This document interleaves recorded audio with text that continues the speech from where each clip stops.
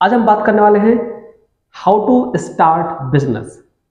आज हम बात करने वाले हैं how to start business. Business कैसे स्टार्ट करें, या आपका ऑलरेडी बिजनेस है तो उस बिजनेस का लीगल रजिस्ट्रेशन कैसे कराएं, लीगल डॉक्यूमेंटेशन कैसे कराएं।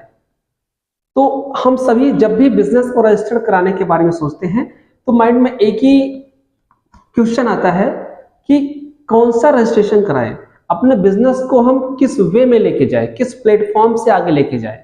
ठीक, तो आज हम वही बात करने वाले हैं, how to registered business, how to start business. देखिए, हमारा न्यू फाइनेंशियल ईयर स्टार्ट होने वाला है 25-26 और हम सभी चाहते हैं कि ये फाइनेंशियल ईयर हमारा बहुत ही अच्छा हो, बहुत ही सुगम हो। तो चलिए हम बात करते हैं अपने बिजनेस के रजिस्ट्रेशन के लिए।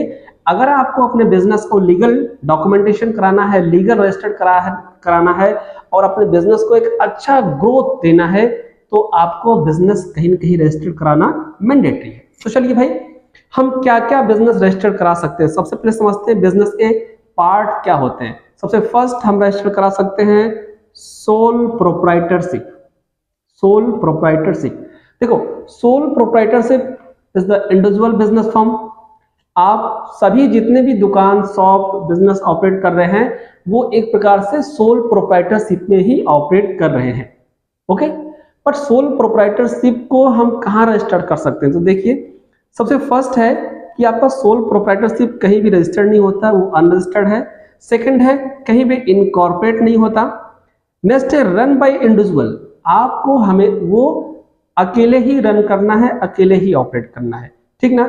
तो अगर हम बात करें कि भाई हमें अगर प्रोप्राइटरशिप फर्म रजिस्टर्ड करानी है तो रजिस्ट्रेशन के लिए हम कहाँ जा सकते हैं? तो रजिस्ट्रेशन के लिए देखो, प्रोप्राइटरशिप फर्म का रजिस्ट्रेशन जो होता है वो 3 तरीके से कर सकते हो। प्रोप्राइटरशिप फर्म का रजिस्ट्रेशन मात्र एक रजिस्ट्रेशन है जो बहुत ही इजी है, बहुत ही सरल है। क्या है? आप शॉप रजिस्ट्रेशन करवा सकते हो, आप जीएसटी रजिस्ट्रेशन करवा सकते हो, आप एमएसएमई रजिस्ट्रेशन करा सकते हो। ये 3 रजिस्ट्रेशन आपके फर्म को रजिस्टर कर देगा। और अगर आपको जरूरत है ट्रेडमार्क की तो ट्रेडमार्क भी आप करवा सकते हैं। क्लियर? प्रोप्राइटरशिप बिजनेस में एक ही आदमी ओनर होता है और एक ही आदमी की लायबिलिटी होती हो, एक ही पर्सन की एसेट होता है। एक ही पर्सन हमेशा बिजनेस में लायबिलिटी होता है और एक ही पर्सन का हमेशा बिजनेस में एसेट होता है।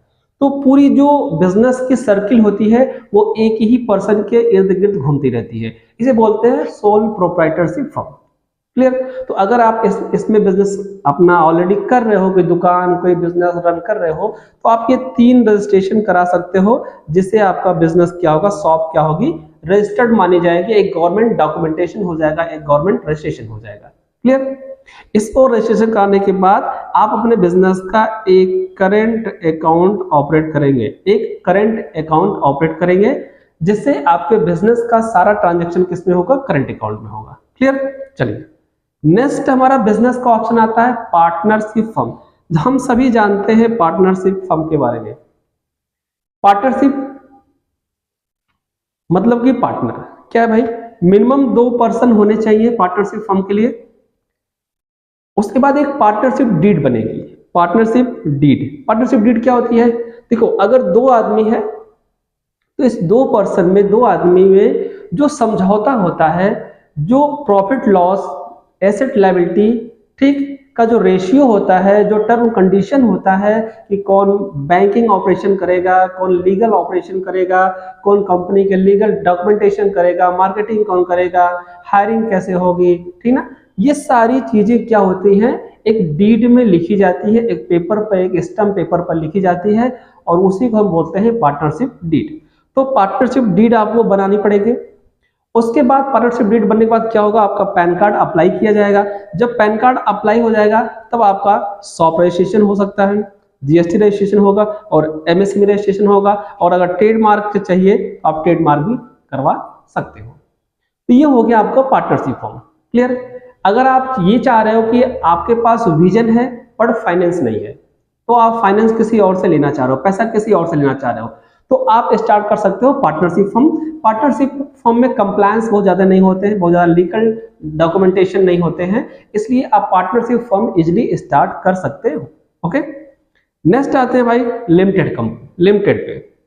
पार्टनरशिप का ही जस्ट बात है। अब देखो हम लोग आ गए हैं एमसीए, किसमें आ गए हैं? MCA, ministry of corporation affairs, MCA. MCA कहती है कि जो भी बिजनेस आप रजिस्टर कर रहे हैं वो हमारे थ्रू रजिस्टर कराइए, ठीक ना। तो एलएलपी पार्टनरशिप का ही एक एडवांस वर्जन है, LLP, limited liability partnership firm. LLP कहाँ रजिस्टर्ड होती है? एमसीए में। इसमें भी जो पार्टनर्स वहां हम कहते हैं, वहां यहाँ पे क्या बोलते हैं? उसको डायरेक्टर्स बोलते हैं, ठीक। मिनिमम 2 यहाँ पे होने चाहिए। चलिए अब बात करते हैं प्राइवेट लिमिटेड कंपनी के बारे में। प्राइवेट लिमिटेड कंपनी के बारे में क्लियर। प्राइवेट लिमिटेड कंपनी आप तब ओपन करिए, तब रजिस्टर करिए जब आपका बिजनेस थोड़ा ग्रो कर गया है। नहीं तो प्राइवेट लिमिटेड कंपनी में बहुत सारे कंप्लायंस होते हैं, बहुत सारी फीसेज होती है, बहुत सारे लेट फीस, पेनल्टी, बहुत सारा बर्डन होता है, डॉक्यूमेंटेशन होता है। तो मेरा ओपिनियन ये रहेगा, सजेशन ये रहेगा कि अगर आपका बिजनेस अच्छा खासा रन कर रहा है, अच्छा खासा आप ग्रोथ कर रहे हैं, अब आपको मल्टीपल चीजें करनी है, तो आप कंपनी रजिस्टर कराइए प्राइवेट लिमिटेड कंपनी। क्लियर, ये बात हो गई। तो प्राइवेट लिमिटेड कंपनी में कितने करा सकते हो आप? एक होता है ओपीसी 1% कंपनी, एक होता है पब्लिक कंपनी, एक होता है प्राइवेट लिमिटेड कंपनी, और आपका प्राइवेट लिमिटेड कंपनी हो गई है। क्लियर, तो इतनी चीजें, ये आपका कंपनी बिजनेस का फॉर्म है। इस तरीके से आप अपने बिजनेस को रजिस्टर करा सकते हो और अपने बिजनेस को एक लीगल नाम